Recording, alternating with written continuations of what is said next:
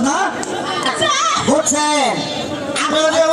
স্কুলের পিছনে মুখ ফের বুঝছি না এই দিকে ব্যাগ নিয়ে পড়ে যাওয়া হচ্ছে না আমি ধরে নিয়ে আনছি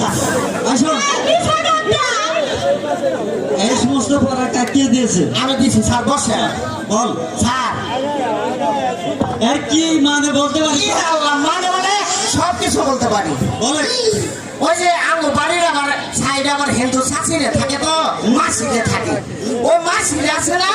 প্রতিদিন চান গরম করে দুই সাইডে চুলটা দেখছেন না এই যে আমাদের এবার সেটি তুলে মাঝখানে খাল না আচ্ছা এই যে মনে করেন মাঝখানে যে দুই সাইডে বাল মানে চুলকে বাল বলে এই যে যেগুলো সিটি তুলে মনে করেন আয়নার সামনে দেয় ওই যে সেন্দুর ভরাইয়া